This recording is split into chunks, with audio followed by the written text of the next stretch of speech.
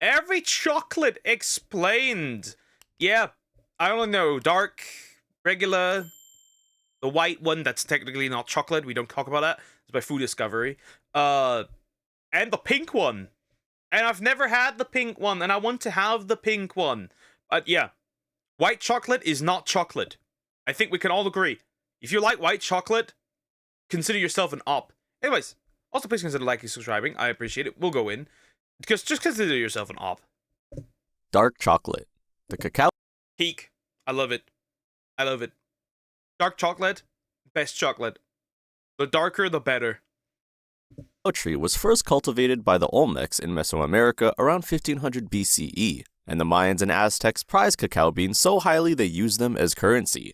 Dark chocolate must contain at least 50% cacao solids, though premium versions go as high as 99%. The percentage indicates how much of the bar comes from. I'm gonna be real. I had 99% at one point. Diabolical. Like, that's something that only chocolate connoisseurs can do, but nah, I can't do that. Like, 80% is how far I can go. Like, that then becomes actually just like, bleh, diabolical. White chocolate is good, though. Why the hate? First of all, you call it chocolate, but it's technically not chocolate. That's the first thing. First things first, you call it white chocolate, but it's not chocolate technically. It just looks like chocolate, but it's not chocolate. First thing. Second thing, it just tastes as. It just tastes as. The cacao bean versus added sugar. Belgian chocolatiers in the 19th century pioneered the smooth texture we know today by inventing the conching process, which grinds the chocolate for hours or even days. The higher the cacao percentage, the more pronounced the flavor notes become. Some taste fruity, others earthy or nutty, depending on where the beans were grown. Milk chocolate. In 1875, a Swiss chocolate. Yeah, that's just a random. That's just the regular stuff, right? The normalized chocolate. Chocolatier named Daniel Peter spent 8 years trying to combine milk with chocolate, but the water in milk kept causing the mixture to spoil or separate. His breakthrough came when he partnered with his neighbor, Henri Nestlé, who had invented powdered milk, and together they. Yay, Nestle! Here we go. Your water? No, our water. My water. And so, water was officially privatized. Yay. He created the first stable milk chocolate. By law, in most countries, milk chocolate must contain at least 10% cacao solids and 12% milk solids. American milk chocolate often has a higher sour tang because Hershey's original recipe used partially lipolysed milk, a technique that helped preserve it before refrigeration was common. That distinctive flavor became so popular in the US that it's now considered the standard American chocolate taste. White chocolate. Technically, technically not chocolate. White chocolate isn't chocolate at all because it contains no cacao solids, only cocoa butter, sugar, and milk. Nestlé introduced it commercially in 1930 with the Gallic bar in Europe. For decades, purists refused to call it chocolate, and the FDA. Purists refused to call it chocolate. I am a purist! I will never refer to this thing as chocolate! It is not! It is not! No. If there's no chocolate inside, then it's no chocolate. It's like calling veggie chips potato chips. They're not. FDA didn't officially recognize it as such until 2004.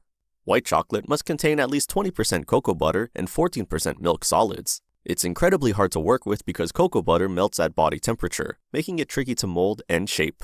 Some chocolatiers consider it more of a canvas than a flavor, using it to carry other ingredients like vanilla, matcha, or freeze-dried fruit. Ruby chocolate. Announced in. Bro, I really want to test this one.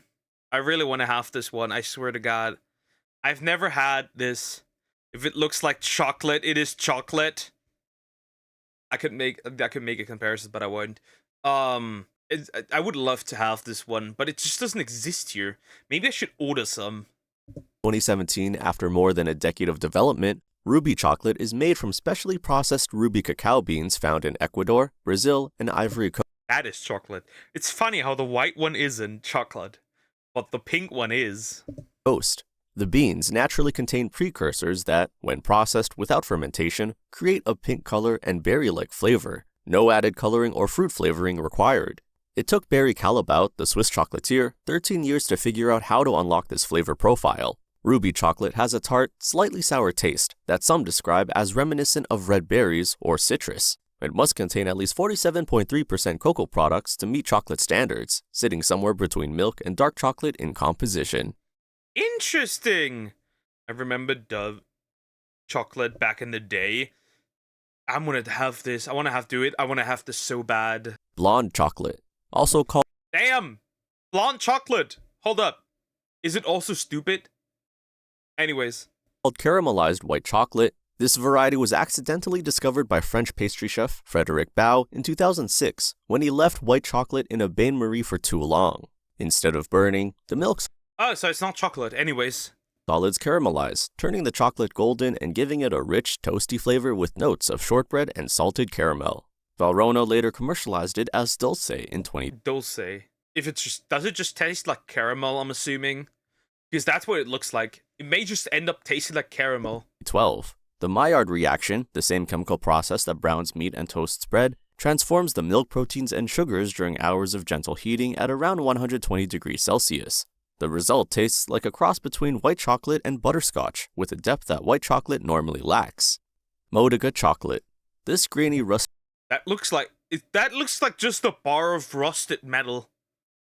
I wonder, grainy and rustic. I wonder, but that's gonna is that gonna be considered chocolate or not?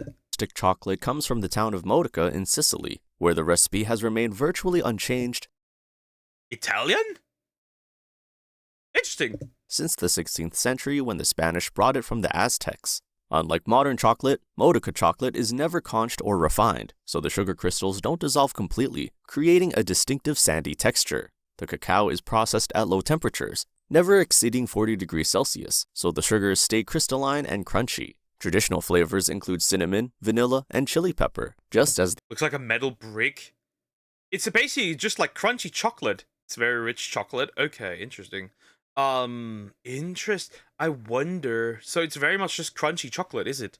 the Aztecs made it. The bars crumble rather than melt smoothly, and biting into one feels more like eating flavored stone than creamy chocolate. Flavored stone. Okay, interesting. Single origin chocolate. Unlike blended chocolate made from beans sourced from multiple countries, single origin chocolate comes from one specific region or even a single estate. Venezuelan cacao from the Chuao region is considered some of the finest in the world, with only 20 tons produced annually from a small village accessible only by boat.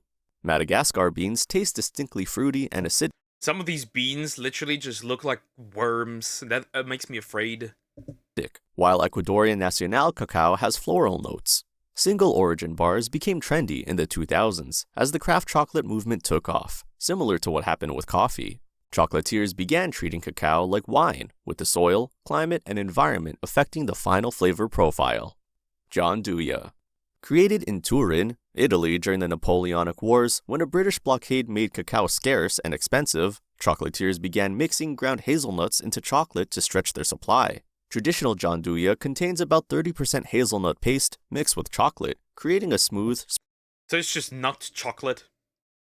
It's just nutty chocolate. spreadable texture. It's the sophisticated ancestor of Nutella, which was also invented in Italy after World War II, when cacao was again in short supply.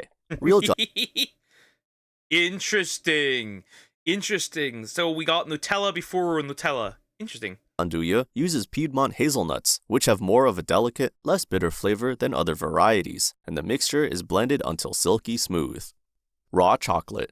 Raw chocolate is made from cacao beans that haven't been roasted, keeping them under 42 degrees Celsius throughout processing to preserve enzymes and antioxidants. The raw food movement popularized it in the 2000s, claiming Yeah, the raw food, right?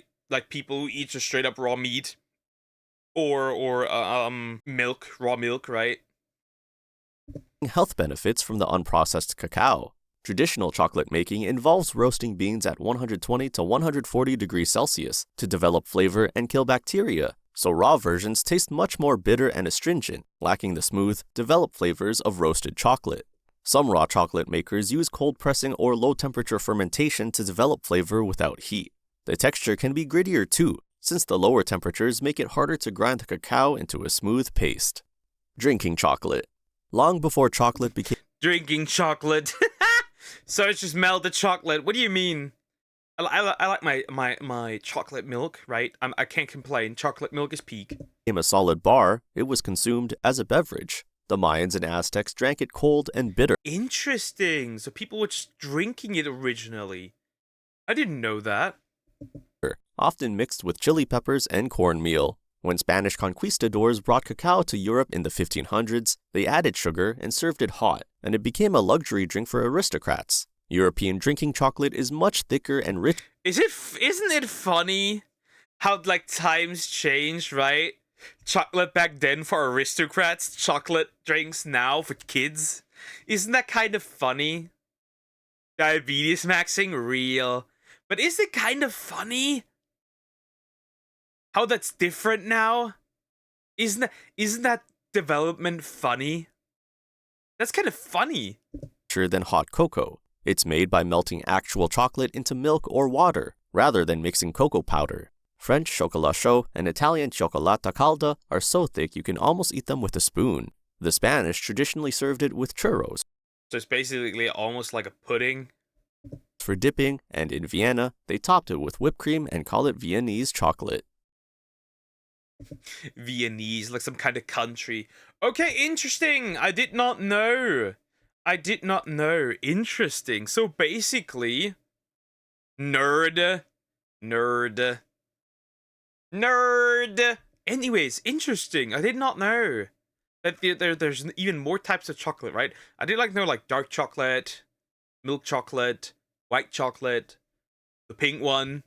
But that was it. I didn't know that there's essentially crunchy chocolate and raw chocolate and other stuff. That's interesting. Anyways, like, comment, and subscribe.